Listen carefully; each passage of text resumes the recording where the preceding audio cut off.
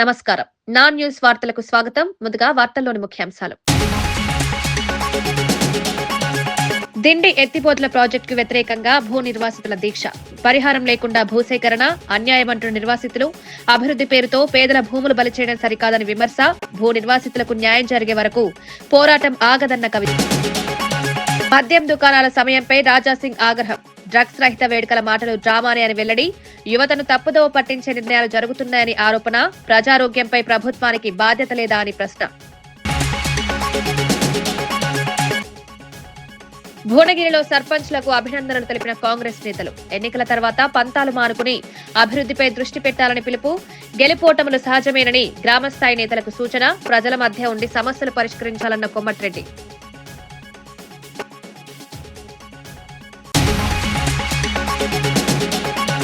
శివాజీ వ్యాఖ్యలపై KA Paul స్పందన. చట్టం ముందు అందరూ సమానమేనని కేఏ పాల్ స్పష్టం. రాజకీయ మద్దతుతో సెలెక్టివ్ చర్యలు సరికాదని వ్యాఖ్య. మహిళల గౌరవంపై ఒకే ప్రమాణం ఉండాలని డిమాండ్. కొందరిపై చర్యలు లేకపోవడం అన్యాయమని ఆరోపణ. జనవరి 1 నుంచి నాంపల్లిలో నుమాయిష్ ఎగ్జిబిషన్. దేశవ్యాప్తంగా పరిశ్రమలు పాల్గొనే వాణిజ్య ప్రదర్శన. చిన్న మధ్య తరహా పరిశ్రమలకు మార్కెట్ అవకాశం. సందర్శకుల భద్రతకు పూర్తిస్థాయి ఏర్పాట్లు. దత్తత గ్రామమైన పెదమైన వానికలంకలో నిర్మించిన సైక్లోన్ భవనం అనేక విధాలుగా ఉపయోగపడడం సంతోషాన్ని కలిగిస్తుందని కేంద్ర ఆర్థిక మంత్రి నిర్మలా సీతారామన్ తెలిపారు. ప్రకృతి విపత్తుల సమయంలో ప్రజలకు రక్షణగా నిలవడమే కాకుండా సాధారణ రోజుల్లో గ్రామావసరాలకు ఈ భవనం ఎంతో ఉపయోగపడుతోందని ఆమె పేర్కొన్నారు. తుఫాన్లు, వరదల సమయంలో ప్రజలకు భద్రత కల్పించేందుకు ఇలాంటి మౌలిక సదుపాయాలు ఎంతో అవసరమన్నారు. గ్రామీణ ప్రాంతాల్లో విపత్తు నిర్వహణ వ్యవస్థను బలోపేతం చేయడమే కేంద్ర ప్రభుత్వ లక్ష్యమని చెప్పారు. స్థానిక ప్రజల సహకారంతో ఈ భవనం సమర్థంగా వినియోగంలోకి రావడం అభినందనీయమని పేర్కొన్నారు. గ్రామాభివృద్ధిలో ఇలాంటి శాశ్వత నిర్మాణాలు కీలక పాత్ర పోషిస్తాయని నిర్మలా సీతారామన్ తెలిపారు.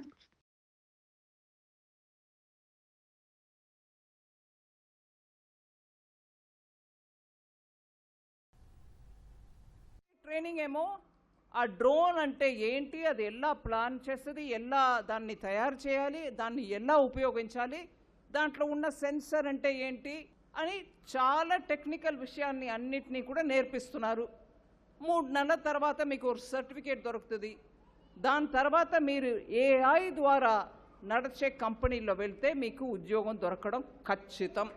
జస్ట్ డ్రోన్ కాదు, 3D ప్రింటర్ కావచ్చు, లేకపోతే రోబోటిక్స్. అక్కడ మనం చూస్తున్నాం, రోబోట్ లాగా కుక్క ఒకటి నమస్కారం చేస్తుంది, ఇంకా మనం చెప్పేదన్నీ కూడా చేసడానికి తయారుగా ఉన్నటువంటి రోబోట్.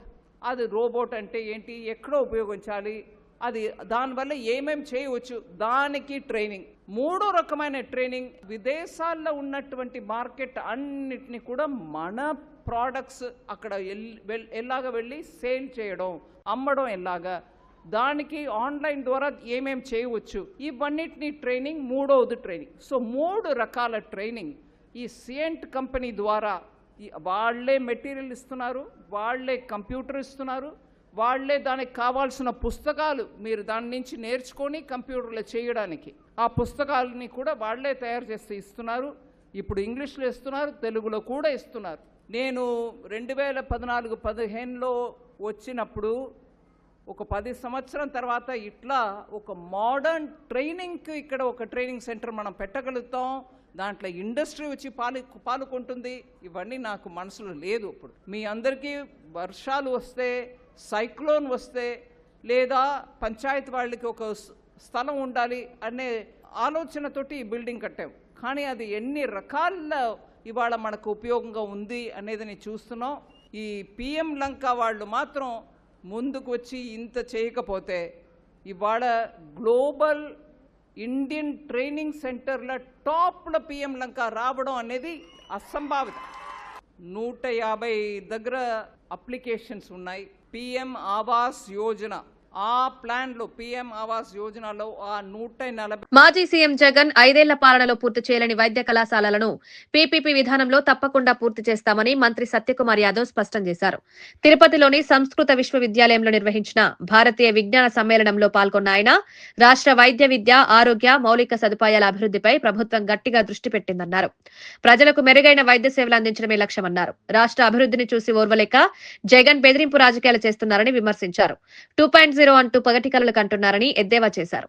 పీపీపీ విధానం ద్వారా నాణ్యమైన వైద్య విద్య, ఆసుపత్రుల సదుపాయాలు అందుబాటులోకి తెస్తామని, ఇది రాష్ట్రానికి దీర్ఘకాలికంగా ఉపయోగపడుతుందని మంత్రి తెలిపారు. చేసి నిర్లక్ష్యం చేసిన వ్యక్తి ఇవాళ యోగా మీద ఇటువంటి మాటలు మాట్లాడుతున్నారు. మరి 190 దేశాలు యోగాను ప్రాక్టీస్ చేస్తున్నాయి అంటే వాళ్ళకందరికీ తెలియజేస్తున్నారా? పీపీపీ మోడల్లో 5 సంవత్సరాలు ఆయన నిర్మించలేకపోయారు. పీపీపీ మోడల్లో కళాశాలను పూర్తి చేస్తాం, అందరి మీద దౌర్జన్యాలు, అటవిక పాలన చేసిన కారణంగానే ఎటువంటి గుణపాఠం నేర్పారు. 150 సీట్ల నుంచి 11 సీట్లకు పరిమితం చేశారు. ఇప్పటికి కూడా తెలుసుకోకుండా ఇలాంటి బెదిరింపు ధోరణికి పాల్పడుతున్నారు. ఏ చట్టం కింద, ఏ సెక్షన్ కింద ఆయన మరి అరెస్ట్ చేస్తారో నాకైతే అర్థం కాల. కేవలం స్వార్థపూరిత రాజకీయాలు మాత్రమే చేస్తూ రాష్ట్రంలో అభివృద్ధి జరగకూడదు, రాష్ట్రంలో కళాశాలల నిర్మాణం జరగకూడదు, నాణ్యమైన వైద్య సేవలు పేదలకు అందకూడదు అనే ఒక విపరీత మానసికతతో బాధపడుతున్న వ్యక్తులు సమాజం దూరం ఉంచాల్సిన అవసరం ఉంది. కళల్లో విహరించవచ్చు, పగటి కళలు కనొచ్చు, ప్యాలెస్లలో కూర్చొని రోజుకో కళ కనొచ్చు, కానీ ప్రజల అభిమానాన్ని చూరగొనాలనే విషయం గుర్తుపెట్టుకోవాలా. 2.0 కాదు, ఏ పాయింట్ ఓ కాదు, ఉన్న పాయింట్ ఒక పాయింట్ కూడా ఊడిపోయింది. వేసుకుంటున్న ప్యాంట్ అన్న కాపాడుకుంటే మంచిది. రాష్ట్రానికి మరిన్ని కేంద్ర నిధులు తీసుకొచ్చేలా ముఖ్యమంత్రి చంద్రబాబు నాయుడు స్పష్టమైన ప్రణాళికలు సిద్ధం చేశారని కేంద్ర మంత్రి రామ్మోహన్ నాయుడు తెలిపారు. శ్రీకాకుళం జిల్లా పరిషత్ సమావేశ మందిరంలో ఎమ్మెల్యేలు, అధికారులతో కలిసి జిల్లా సమగ్రాభివృద్ధిపై ఆయన సమీక్ష నిర్వహించారు. రోడ్డు భద్రత, వ్యవసాయం, పౌర సరఫరాలు, నాబార్డ్, డ్వామా, గ్రామీణ నీటి పథకం, ఆరోగ్యం, విద్య, మైనింగ్, మున్సిపాలిటీ శాఖల పనితీరుపై విస్తృతంగా చర్చించారు. ఇప్పటి వరకు చేపట్టిన పనుల పురోగతిని సమీక్షించి భవిష్యత్ కార్యాచరణపై అధికారులకు సూచనలిచ్చారు. కేంద్ర నిధులతో వ్యవసాయ, పారిశ్రామిక వృద్ధికి ప్రత్యేక ప్రాధాన్యమిస్తున్నామని, జిల్లాల అభివృద్ధిలో ఎలాంటి నిర్లక్ష్యం ఉండదని మంత్రి స్పష్టం చేశారు. ముఖ్యంగా కేంద్రం నుంచి వస్తున్నటువంటి నిధుల మీద పర్యవేక్షణ చేస్తూ గ్రౌండ్ లెవెల్లో దాని తాలూకా ఇంప్లిమెంటేషన్, దాని తాలూకా ఇంపాక్ట్ ఏ రకంగా ఉంది, ఇంకా అదనంగా కేంద్రం నుంచి ఎలాంటి సపోర్ట్ కావాలన్న దాని మీద కొన్ని ఇంపార్టెంట్ సబ్జెక్ట్స్ మీద కూడా డిస్కస్ చేయడం జరిగింది. అందులో ముఖ్యంగా అగ్రికల్చర్ కానీ, ఎడ్యుకేషన్ కానీ, హెల్త్ కానీ, వీటికి సంబంధించి అత్యధికంగా కేంద్రం తాలూకా సపోర్ట్తోనే అనేక రకాలైనటువంటి కార్యక్రమాలు జరుగుతూ ఉంటాయి. రాష్ట్రం గత 5 సంవత్సరాలు గత ప్రభుత్వంలో పడినటువంటి ఆర్థిక కష్టాల నుంచి బయటకు తీసుకొని రావడానికి ఈరోజు గత 18 నెలల్లో కేంద్రం తాలూకా సహకారంతో అనేక కార్యక్రమాలు మన రాష్ట్రంలో మనం చేసుకోగలిగాం.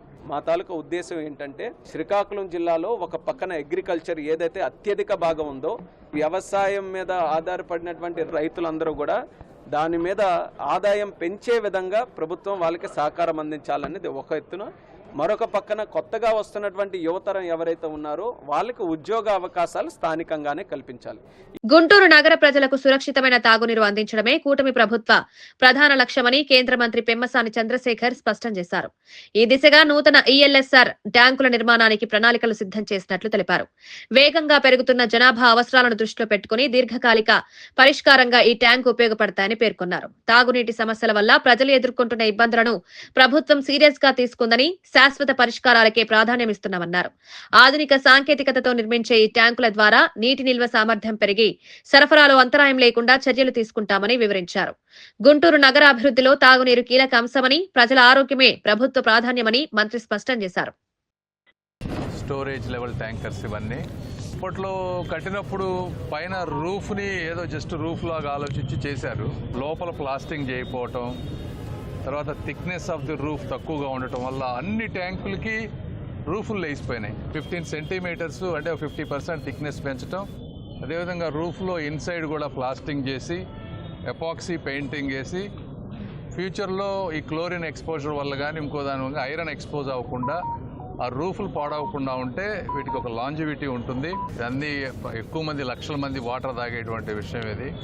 చాలామందిని మనం ప్రైవేట్ సిటిజన్స్ని కూడా వీటన్నిటి మీద అబ్జర్వ్ చేయమని చెప్పాం. వర్కులన్నీ కూడా కేవలం గవర్నమెంట్ మిషనరీ కాకుండా వాళ్ళు కూడా చొరవ తీసుకొని ఈ వర్కులు జరిగేటప్పుడు కొంచెం క్వాలిటీ మెయింటైన్ చేస్తే ప్రాంతానికి మంచి జరుగుతుంది. చారగొండ మండలం ఎర్రవెల్లి గ్రామ సమీపంలోని దిండి నార్లపూల్ ఎత్తిపోతల రిజర్వాయర్ కు వ్యతిరేకంగా భూ నిర్వాసితులు రిలే నిరాహార దీక్ష చేపట్టారు. తమ భూములు, జీవనాధారాలు కోల్పోతున్నామని ఆందోళన వ్యక్తం చేస్తూ నిర్వాసితులు ఈ దీక్షకు దిగారు. గ్రామస్తులు భూ నిర్వాసితులకు సంఘీభావంగా తెలంగాణ జాగృతి అధ్యక్షురాలు కల్వకుంట్ల కవిత స్వయంగా దీక్షలో కూర్చున్నారు. అభివృద్ధి పేరుతో పేదల భూములు బలి చేయడం అన్యాయమని ఆమె విమర్శించారు. ముందస్తు చర్యలు, సముచిత పరిహారం లేకుండా ప్రాజెక్టులు చేపట్టడం వల్లే ప్రజలు రోడ్డెక్కాల్సి వస్తోందన్నారు. భూ నిర్వాసితులకు న్యాయం జరిగే వరకు తమ పోరాటం కొనసాగుతుందని కవిత స్పష్టం చేశారు. ప్రభుత్వం ప్రజల గలాన్ని వినాలని, బలవంతపు భూసేకరణను నిలిపివేయాలని ఆమె డిమాండ్ చేశారు. తప్పితే ఎప్పుడు కూడా విన్నటువంటి దాఖలాలు లేవు.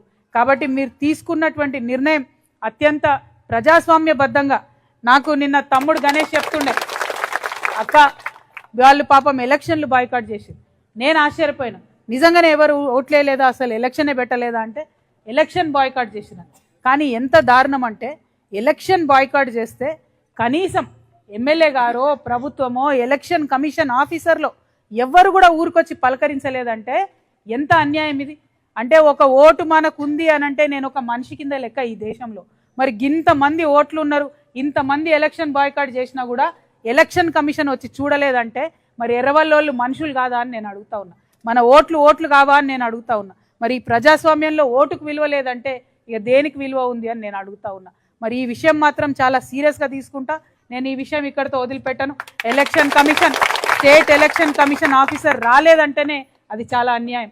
సెంట్రల్ ఎలక్షన్ కమిషన్ వరకు కూడా ఈ విషయం తీసుకుపోవాలి. ఎందుకంటే మీరు ఏమన్నారమ్మా, ధర్నా చేసిర్రా, ఎవరైనా డిస్టర్బ్ చేసిర్రా, ఎవరి ఇంటి మీద కన్నా పోయినరా, ఏం చేయలే, మీ హక్కుగా మేము ఓటేయమని చెప్పన్నారు. ఇంతకన్నా అందంగా నిరసన ఎట్లా చెప్తారో ఈ ప్రజాస్వామ్యంలో నిజంగా పాలకులు కూడా చెప్పాల్సినటువంటి అవసరం ఉన్నది. అది చేయలేదు, అది మొదట అవమానం. రెండవది, మీరు 27 రోజుల నుంచి ఇక్కడ ధర్నా చేస్తున్నా కనీసం ఏ నాయకులు, అది ఏ ప్రతిపక్షం అన్నా కావచ్చు, ఎవరన్నా కావచ్చు, వచ్చి చూడకపోవడం ఇంకా అన్యాయం. నేను ఇదే వేదిక నుండి, ఎర్రవల్లి వేదిక నుండి కలెక్టర్ గారిని డిమాండ్ చేస్తూ ఉన్నా. ఇప్పుడు చిన్న జిల్లాలైనాయి, నాగర్ కర్నూలు కలెక్టర్ గారికి నేను డిమాండ్ చేస్తూ ఉన్నా, మీరు తక్షణం ఇక్కడికి రాండి, వచ్చి ఇక్కడ మీరు చూడండి, ఈ ప్రజల ఆకాంక్ష ఏందో చూడండి, దీనివల్ల జరుగుతున్నటువంటి నష్టాన్ని గమనించండి అని చెప్పి వారిని డిమాండ్ చేస్తూ ఉన్నా. కలెక్టర్ గారి 1-2 రోజులలో రాకపోతే ఖచ్చితంగా మీరు అందరు అన్నట్టు ఈ ఇష్యూని పెద్ద చేద్దాం. రాష్ట్రంలో ఉన్నటువంటి ఇరిగేషన్ మంత్రి గారినైనా, ముఖ్యమంత్రి గారినైనా అవసరమైతే నిలదీద్దాం, కలుద్దాం, మాట్లాడదాం, ఒప్పించి తప్పకుండా ఈ ట్యాంక్ యొక్క కెపాసిటీని తగ్గిద్దామని చెప్పి నేను మాట్లాడుతా ఉన్నా. ఇవాళ తెలంగాణ జాగృతి జనం బాట పేరుతోని అన్ని జిల్లాలు తిరుగుతున్నాం. ఎర్రవల్లికి రమ్మంటే నేను కొద్దిసేపు ఆలోచించిన, మరి ఇక్కడ రైతులు భూములు ఇవ్వమంటున్నారట, వేరే అన్ని చోట్ల వేలాది మంది రైతులు భూములు ఇచ్చిండ్రు కదా, మరి ఇది న్యాయమైందేనా కాదా అని 1కి 10 సార్లు ఆలోచించిన. ఎందుకంటే మనం ఆడవాళ్ళ మీద మాట్లాడే ముందు ఆలోచించి మాట్లాడతాం. ఇక్కడ మాట్లాడే మాట ఇక్కడితో ఆగదు, అందరికీ మొత్తం తెలంగాణ అంతా వింటూ ఉంటారు ప్రజలు. కాబట్టి ఆలోచించిన, ఎంత ఆలోచించినా, ఎంతమంది ఇంజనీర్లతో మాట్లాడినా, ఎంతమంది అధికారులతో మాట్లాడినా ఎర్రవల్లి వాళ్ళు చేస్తున్నది న్యాయ పోరాటం, న్యాయమైన కోరిక. దీనికి మనం మద్దతు ఇవ్వాల్సిందే అని చెప్పిండ్రు కాబట్టే నేను ఇవాళ ఇక్కడికి రావడం జరిగింది. ప్రాజెక్టు కట్టాలే, డిండి కట్టొద్దని నేను అంటలేను, డిండి కట్టేది కట్టాలే, కానీ అనవసరం భువనగిరిలో మంత్రి కోమటిరెడ్డి వెంకటరెడ్డి, ఎంపీ చామల కిరణ్ కుమార్ రెడ్డి పర్యటించారు. ఇటీవల ఎన్నికైన సర్పంచ్లు, ఉప సర్పంచ్లు, వార్డు సభ్యులకు అభినందనలు తెలిపారు. ప్రజా ప్రభుత్వ పథకాలను ప్రజలకు చేరవేయడంలో సర్పంచ్లు కీలక పాత్ర పోషించాలని ఎంపీ చామల సూచించారు. ఎన్నికలు ముగిశాక పంతాలు, విభేదాలు మానుకోవాలని, అందరినీ కలుపుకుని అభివృద్ధి చేయాలని హితవు పలికారు. వీడు మనోడు, వాడు పగోడు అన్న భావనతో నాయకుడిగా ఎదగలేమని స్పష్టం చేశారు. ఓటమిపై బాధపడకుండా ప్రజల మధ్య ఉండాలని మంత్రి కోమటిరెడ్డి సూచించారు. ప్రజాస్వామ్యంలో గెలుపోటములు సహజమని, ఇప్పుడు గ్రామాభివృద్ధిపైన దృష్టి పెట్టాలని నేతలు పిలుపునిచ్చారు. కొన్ని గ్రామాలలో 2-3 పోటీ చేసుకున్నా, తక్కువ ఓట్లతో ఓడిపోయినా, పోటీ చేసి ఎక్కువ ఓట్లతో ఓడిపోయినా మీరెవరు కూడా అధైర్యపడద్దు. మన ఓటమి విజయానికి నాంది కావాలి.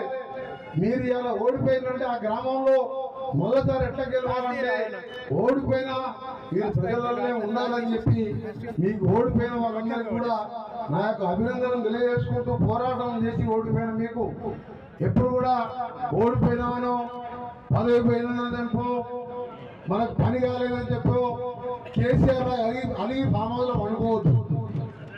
10-9.5 ఏళ్ళు రాజులాగా మొత్తం బ్రహ్మాండంగా తిరిగిండు, 7 లక్షల కోట్లు అప్పు చేసిండు. ముఖ్యమంత్రి పదవి పోగానే ఫామ్లో పడ్డాడంటే మొన్న కనబడి నిన్న మొన్న 6 రోజుల కింద వచ్చి ప్రెస్ మీట్ పెట్టిండు. మీకు ఆయనకి ఏ తేడా ఉంటుంది చెప్పి ఓడిపోయిన వాళ్ళకు. మాజీ సీఎం వైఎస్ జగన్మోహన్ రెడ్డి పుట్టినరోజు వేడుకలు కూటమి ప్రభుత్వంలో గుబులు రేపాయని మాజీ మంత్రి తానేటి వనిత వ్యాఖ్యానించారు. తాడేపల్లిలో మాట్లాడిన ఆమె, ప్రభుత్వం ఎంత వేధించినా వైసీపీ కార్యకర్తలు ధైర్యంగా నిలబెట్టారని పిలుపునిచ్చారు. రక్త తర్పణం చేసిన వారిని రాష్ట్ర బహిష్కరణ చేయాలన్న హోంమంత్రి వ్యాఖ్యలను ఆమె తీవ్రంగా తప్పుబట్టారు. గతంలో ఇతర సందర్భాల్లో జరిగిన సంఘటనలను గుర్తు చేస్తూ ప్రభుత్వ వైఖరిలో ద్వంద్వ ప్రమాణాలు ఉన్నాయని విమర్శించారు. కార్యకర్తలపై జరుగుతున్న ప్రతి ఘటనకు డిజిటల్ బుక్లు నమోదు చేయాలని సూచించారు. ప్రభుత్వ ఒత్తిళ్లకు భయపడకుండా ప్రజాస్వామ్యబద్ధంగా పోరాటం కొనసాగించాలని ఆమె స్పష్టం చేశారు. ఈ సంస్కృతిని స్టార్ట్ చేసింది ఎవరు? మరి ఆ రోజున మీ భావమరిది సినీ నటుడు, మరి హిందూపురం ఎమ్మెల్యే బాలకృష్ణ గారు సినిమా రిలీజ్ అప్పుడు 20 పొట్టేళ్ల తలలు నరికి ఒక దండలా గుచ్చి ఆయన కట్అవుట్కి కట్టిన పరిస్థితులు ఈ మధ్య కాలంలోనే మీ ప్రభుత్వం వచ్చిన తర్వాతనే కదండి ఇవన్నీ జరిగాయి. మరి అప్పుడు ఎందుకు మీరు ఎవరు స్పందించలేదు? అప్పుడు ఎందుకు మీరు ఖండించలేదు? ఎందుకు ఆ రోజున వాళ్ళ మీద మీరు ఎటువంటి యాక్షన్ తీసుకోలేదు? అంటే మీ కార్యకర్తలకు ఒక న్యాయం, మా కార్యకర్తలకు ఒక న్యాయం. ఇది ప్రజాస్వామ్య ప్రభుత్వమా లేక ఏమనాలి దీన్ని? ఈ రోజున మీరు మమ్మల్ని అంటున్నారు, ప్రతి దానికి మమ్మల్ని నిందిస్తున్నారు. ఈ రోజున అలాంటి రాక్షస పాలన చూపించేది మీరు. రాష్ట్ర ఆర్థిక పరిస్థితి క్లిష్టంగా ఉన్నప్పటికీ ప్రజా సంక్షేమానికి ప్రభుత్వం పెద్దపీట వేస్తోందని ఉప ముఖ్యమంత్రి భట్టి విక్రమార్క తెలిపారు. ప్రతి పైసా పేదల ప్రజల సంక్షేమానికే ఖర్చు చేయాలన్నదే ఇంద్రమ్మ ప్రభుత్వ ధ్యేయమని స్పష్టం చేశారు. సంక్షేమ పథకాలను సమర్థవంతంగా అమలు చేయడమే ప్రభుత్వ లక్ష్యమన్నారు. ఆర్థిక క్రమశిక్షణతో పాటు ప్రజల అవసరాలను సమతుల్యంగా చూడాల్సిన బాధ్యత ప్రభుత్వంపై ఉందన్నారు. పేదల జీవన ప్రమాణాలు మెరుగుపడేలా విధానాలు అమలు చేస్తున్నామన్నారు. ప్రజల నమ్మకాన్ని నిలబెట్టుకునేలా ప్రభుత్వం పనిచేస్తుందని భట్టి విక్రమార్క భరోసా ఇచ్చారు.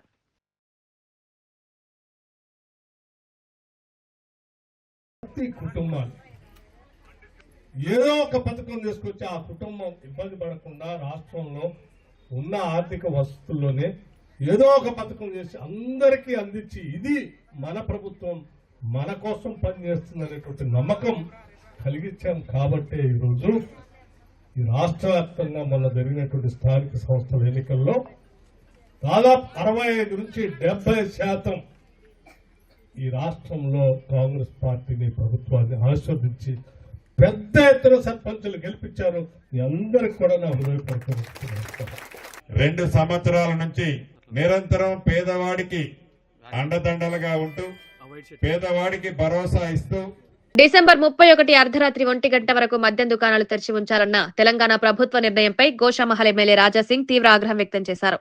ఒకవైపు డ్రగ్స్ రహిత వేడుకలు జరగాలని హైదరాబాద్ పోలీస్ కమిషనర్ చెప్తుంటే మరోవైపు ప్రభుత్వం మద్యం అమ్మకాలకు సమయం పెంచడం ఏంటని ప్రశ్నించారు. ఇది ప్రభుత్వ డ్రామా తప్ప మరొకటి కాదని విమర్శించారు.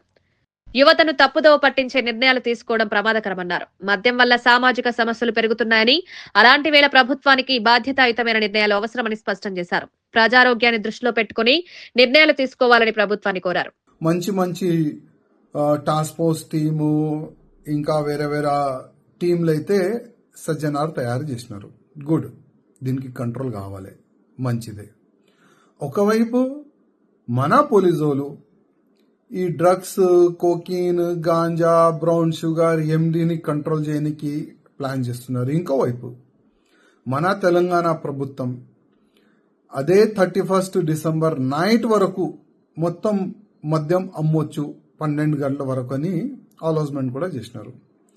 ఒకవైపు యూత్ని కాపాడడానికి ఈ పోలీస్ నుంచి స్టేట్మెంట్లు ఇప్పిస్తారు ఈ గవర్నమెంట్. ఇంకోవైపు అదే యూత్ని సర్వనాశనం చేయడానికి 12 గంటల వరకు 1 గంటల వరకు వాయిన్స్లు మేము ఓపెన్ చేస్తామని వాళ్ళు అనౌన్స్మెంట్ చేస్తారు. అసలు ఏంది తమాషా తెలంగాణ ప్రజలు గమనించాలి. డ్రగ్స్ తాగే వాళ్ళు మన తెలంగాణలో 29 lakhs మంది అంట. అంటే మన తెలంగాణనే నంబర్ 1 అంట. ఎంత దురదృష్టం, ఎంత చెడ్డ పేరు మన తెలంగాణకు వస్తుంది. ఎవరి వల్ల? అది మా ముఖ్యమంత్రి గారు చెప్పాలి. అదేవిధంగా ఈ 29 lakhs మంది ఎక్కడ నుంచి డ్రగ్స్, కోకీన్, గాంజా తెప్పిస్తున్నారు, వాళ్ళ పైన ఎందుకు యాక్షన్ తీసుకోలేదు, ఎంతమంది పైన యాక్షన్ తీసుకున్నారు, అది కూడా తెలంగాణ ముఖ్యమంత్రి గారు, డీజీపీ గారు చెప్పాలి. దురదృష్టం, డాక్టర్లు, యాక్టర్లు, సాఫ్ట్వేర్ ఇంజనీర్లు అందరు కూడా ఈ డ్రగ్స్, కోకిన్కి బానిస అవుతున్నారు. ఒకప్పుడు అనేవాళ్ళు, అరే ఆయనకి బుద్ధి లేదు, ఆయన చాలా తక్కువ చదువుకుండు, అందుకోసం డ్రగ్స్, గాంజా అది తాగుతుండని ఒకప్పుడు చెప్పేది మా చిన్నప్పుడు సమయంలో. కానీ ఇప్పుడు డాక్టర్లు కానీ, యాక్టర్లు కానీ, సాఫ్ట్వేర్ ఇంజనీర్లు కానీ, చాలా మంది పోలీసు అధికారులు పిల్లలు కానీ వాళ్ళు కూడా డ్రగ్స్ కోకిన్ ఎండికి అలవాటు అవుతున్నారు. ఎక్కడ పోతుంది మన తెలంగాణ? కొద్దిగా ఆలోచన చేయాలి. సర్వనాశనం వైపు వెళ్తుంది మన తెలంగాణ. ఎందుకంటే యూత్ మంచిగా ఉంటేనే తెలంగాణ మంచిగా ఉంటుంది. యూత్ బాగుంటేనే తెలంగాణ ముందుకెళ్తుంది. ఇది హిస్టరీ. ఇది అదేవిధంగా ఇవాళ మనం చూస్తున్నాం, ఒక హీరోయిన్ తమ్ముడు పేరు వస్తుంది, అమన్ప్రీత్ సింగ్ అని. ఆయన కూడా ఆప్సెండింగ్లో ఉన్నాడు. అదేవిధంగా పోలీసులు కూడా ఆయనకి పట్టుకోనికి ప్రయత్నం చేస్తున్నారు. మాసం ట్యాంక్లో ఒక డ్రగ్స్ అమ్ముకుంటా ఆయన అరెస్ట్ అయ్యాడు. ఎక్కడి నుంచి తీసుకున్నారా డ్రగ్స్ అంటే అమన్ప్రీత్ సింగ్ అని ఆయన పేరు వస్తుంది. అది ఇంతకు ముందు కూడా నార్సింగి పొల్యూషన్ లిమిట్లో ఆయన అరెస్ట్ అయ్యాడు. దాని తర్వాత ఇది సెకండ్ టైం అంట. అంటే పెద్ద పెద్ద హీరోయిన్ తమ్ముళ్ళు కూడా ఈ డ్రగ్స్ అమ్ముడులో ఇన్వాల్వ్ అవుతున్నారు. కాంగ్రెస్ గవర్నమెంట్ తెలంగాణలో వచ్చిన తర్వాత ఈ డ్రగ్స్ కేసులు ఎక్కువ అవుతున్నది. ఇంకోవైపు మన పోలీసోలు, ఇదైతే నేను షోపుటప్గా అంటాను నేను, ఎందుకంటే కమిషనర్ గారు ఈ స్టేట్మెంట్ జస్ట్ 1 డే గురించి వేసినారు అనుకుంటున్నా. కానీ ఈ న్యూ ఇయర్ తర్వాత పోలీసులు యాక్టివ్ గారా, పట్టుకోరా, డ్రగ్స్ కోకిన్ ఎండి అమ్మే వాళ్ళకి ఏం అరెస్ట్ చెయ్యరు. హీరోయిన్ల వస్త్రధారణపై నటుడు శివాజీ చేసిన వ్యాఖ్యలపై ప్రజాశాంతి అధినేత కేఏ పాల్ స్పందించారు. శివాజీ మహిళా కమిషన్ ముందు క్షమాపణ చెప్పారని, ఆయన ఉద్దేశపూర్వకంగా ఎవరిని కించపరచలేదని పాల్ పేర్కొన్నారు. మరోవైపు ఓ ఈవెంట్ లో నటుడు ఎమ్మెల్యే నందమూరి బాలకృష్ణ చేసిన వ్యాఖ్యలను ప్రస్తావిస్తూ ఆ సందర్భంలో ఎందుకు చర్యలు తీసుకోలేదని ప్రశ్నించారు. రాజకీయ మద్దతు కారణంగానే కొందరిపై చర్యలు ఉండవని ఆరోపించారు. చట్టం ముందు అందరూ సమానమేనని, సెలెక్టివ్ చర్యలు ప్రజల్లో అసంతృప్తి పెంచుతాయని పాలన్నారు. మహిళల గౌరవం విషయంలో ఒకే ప్రమాణం ఉండాలని డిమాండ్ చేశారు. His words were not that appreciated. But when Balakrishna actor, a bigger actor, Telugu Desam Party MLA, BJP alliance, talked about my fans like when I kiss girls on a national platform, pregnant them. Where was the women's right groups? Where were the National Women's Commission? Was he called? No. Was he punished? No. But what was he? He was given Padma Bhushanam this year, 2025. And maybe next year they will give him Bharat Ratna because he is BJP alliance. A politician, former MLA of BJP UP, I think Sengar, his name, raped a young girl terribly. CBI investigated and convicted him.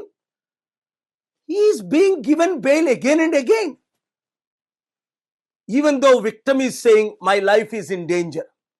BJP and Modi government is losing credibility, saying actor Shivaji is punished because he is questioning the BJP rule and praising Nehru and Hyderabad మహానగర రాజకీయాల్లో తనదైన ముద్ర వేసిన మహానాయకుడు P Janardhan Reddy సేవలు ఎప్పటికీ గుర్తుండిపోతాయని BRS working president KTR కొనియాడారు.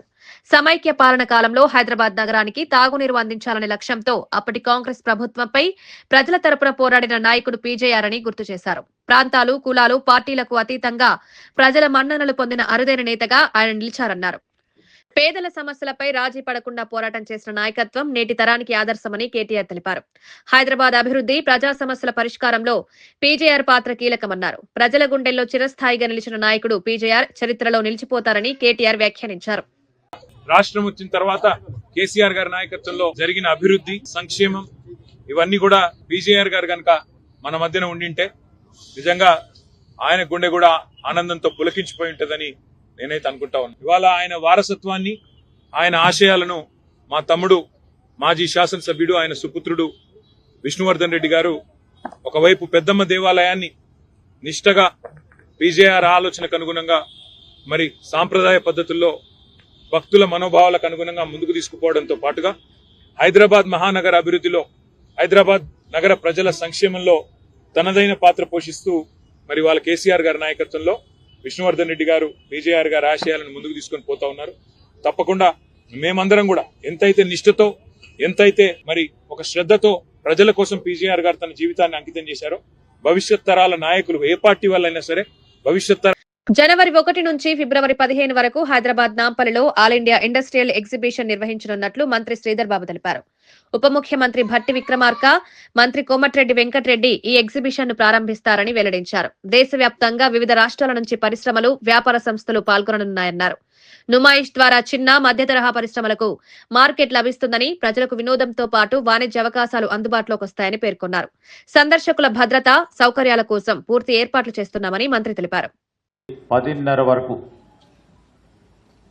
అదేవిధంగా వీకెండ్స్లో అంటే శని ఆదివారాలకు సంబంధించి, హాలిడేస్ సంబంధించి 11 గంటల వరకు ఓపెన్గా ఉంటుంది. ఈ ఎంట్రీ ఫీజు కూడా సొసైటీకి సంబంధించిన కార్యవర్గ సభ్యులందరూ కూడా 50 రూపాయలు ప్రతి హెడ్కి, ప్రతి మనిషికి. మరి 5 సంవత్సరాల లోబడి ఉన్న పిల్లలకి ఫ్రీగా దీనికి ఎంట్రీ పాస్తో పాటు ఈ ఎగ్జిబిషన్ రావడానికి నిర్ణయం చేయటం జరిగింది.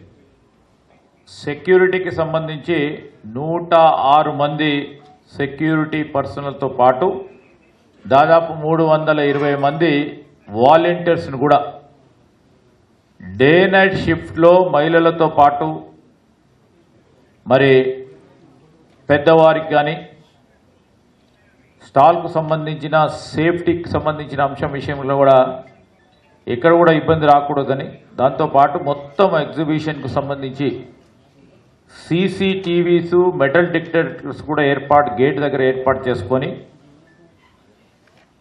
మరి ప్రమాదకరమైన ఏ వస్తువులను కూడా లోపలికి తీసుకురాకుండా అన్ని జాగ్రత్తలు తీసుకునే ఒక కార్యాచరణ తీసుకోవటం జరిగింది. మహాత్మా గాంధీ ఉపాధి హామీ పథకం పేరును మార్చడాన్ని తీవ్ర ఆక్షేపణగా భావిస్తూ తెలంగాణ వ్యాప్తంగా కాంగ్రెస్ శ్రేణులు గ్రామ సభల్లో తీర్మానాలు చేయాలని మంత్రి పొన్నం ప్రభాకర్ పిలుపునిచ్చారు. కేంద్ర ప్రభుత్వం తీసుకున్న నిర్ణయం గాంధీ ఆశయాలను అవమానించేలా ఉందన్నారు. ఉపాధి హామీ పథకం పేదలు, బలహీన వర్గాలు జీవనాధారంగా నిలిచిందని గుర్తు చేశారు. ఈ పథకాన్ని నిర్వీర్యం చేసే ప్రయత్నాలపై ప్రజల్లో అవగాహన కల్పించాల్సిన అవసరం ఉందన్నారు. గ్రామ సభల్లో ఆమోదించిన తీర్మానాల ప్రతులను కేంద్ర గ్రామీణాభివృద్ధి శాఖకు ప్రధానికి పంపించాలని సూచించారు. ప్రజల హక్కుల కోసం కాంగ్రెస్ పార్టీ పోరాటం కొనసాగిస్తుందని స్పష్టం చేశారు. కేంద్ర ప్రభుత్వం పూర్తిగా 100% బాధ్యత వహించి చేపట్టే ఈ కార్యక్రమంలో రాష్ట్రాల ఆర్థిక పరిస్థితి బాగాలేదని తెలిసినప్పటికీ 40%, 60% పేరు మీద రాష్ట్రాలపై భారం మోపి పథకాన్ని నిర్వీర్యం చేసే ప్రయత్నం చేస్తూ ఉంది. ఒకటి, అదేవిధంగా మన జాతిపిత స్వాతంత్ర ఉద్యమానికి నాయకత్వం శాంతియుతంగానే సాధిస్తామని చెప్పినటువంటి మహాత్మా గాంధీ గారి పేరు మీద, మన దేశానికి జాతిపితగా గౌరవించుకునేటువంటి మహాత్మా గాంధీ గారి పేరును తొలగించి ఎలా మరి రామ్జీ అనే పేరు మీద పెట్టేటువంటి ఒక ప్రయత్నం చేస్తూ ఉన్నారు. కాంగ్రెస్ పార్టీకి సంబంధించి చరిత్రలో ఉన్నటువంటి నెహ్రూ గారిని, ఇందిరాగాంధీ గారిని, రాజీవ్ గాంధీ గారిని సహా ఆ పేర్లు పూర్తిగా ప్రస్తావించకుండా ఉండాలనే ప్రయత్నంలో భాగంగా వాటికి మాత్రమే పరిమితం కాకుండా ఇవాళ ఈ దేశ స్వాతంత్రం కోసం మరి పోరాడినటువంటి మహాత్మా గాంధీ గారి పేరును కూడా మలిపేసేటువంటి ఒక ప్రయత్నం జరుగుతూ ఉంది. అందుకే దేశవ్యాప్తంగా కాంగ్రెస్ పార్టీ అనేక నిరసనల కార్యక్రమాలు చెప్తా ఉంది. అందులో భాగంగా ఇవాళ రాష్ట్ర వ్యాప్తంగా, దేశవ్యాప్తంగా కాంగ్రెస్ ఆవిర్భావ దినోత్సవం రోజు ప్రతి గ్రామంలో గాంధీ గారి ఫోటోకు దండేసి గాంధీ గారి ఫోటోతో కలిసి ఈ ప్రభుత్వ వైఖరి నిరసనగా తెలియజెప్పే కార్యక్రమాన్ని జరుగుతూ ఉంది. ఇలా అన్ని గ్రామాల్లో ఈ కార్యక్రమాలు జరుగుతూ ఉన్నాయి. ఇదే సందర్భంలో కాంగ్రెస్ శ్రేణులకు కానీ, నూతనంగా ఎన్నికైనటువంటి తెలంగాణ రాష్ట్ర సర్పంచులందరికీ విజ్ఞప్తి చేస్తూ ఉన్నాం, అధికారులకు కూడా విజ్ఞప్తి చేస్తూ ఉన్నాం సహకరించాలని. అన్ని గ్రామ సభల్లో మొదటి గ్రామ సభ పెట్టుకునే సందర్భంలో తప్పకుండా మహాత్మా గాంధీ గారి పేరును తొలగించడాన్ని తీవ్ర ఆక్షేపణగా పేర్కొంటూ ఆ తీర్మానం కాపీని. వార్తలు ముగించే ముందు ముఖ్యాంశాలు మరోసారి. దిండి ఎత్తిపోతల ప్రాజెక్టుకు వ్యతిరేకంగా భూ నిర్వాసితుల దీక్ష. పరిహారం లేకుండా భూసేకరణ అన్యాయమంటున్న నిర్వాసితులు. అభివృద్ధి పేరుతో పేదల భూములు బలి చేయడం సరికాదని విమర్శ. భూ నిర్వాసితులకు న్యాయం జరిగే వరకు పోరాటం ఆగదన్న కవి.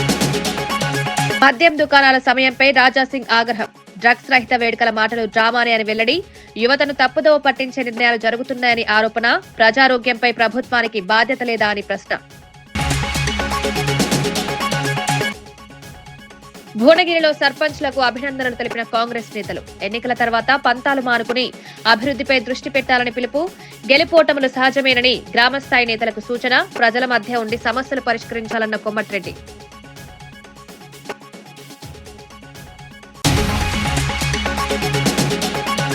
శివాజీ వ్యాఖ్యలపై కేఏ పాల్ స్పందన. చట్టం ముందు అందరూ సమానమేనని కేఏ పాల్ స్పష్టం. రాజకీయ మద్దతుతో సెలెక్టివ్ చర్యలు సరికాదని వ్యాఖ్య. మహిళల గౌరవంపై ఒకే ప్రమాణం ఉండాలని డిమాండ్. కొందరిపై చర్యలు లేకపోవడం అన్యాయమని ఆరోపణ. జనవరి 1 నుంచి నాంపల్లిలో నుమాయిష్ ఎగ్జిబిషన్.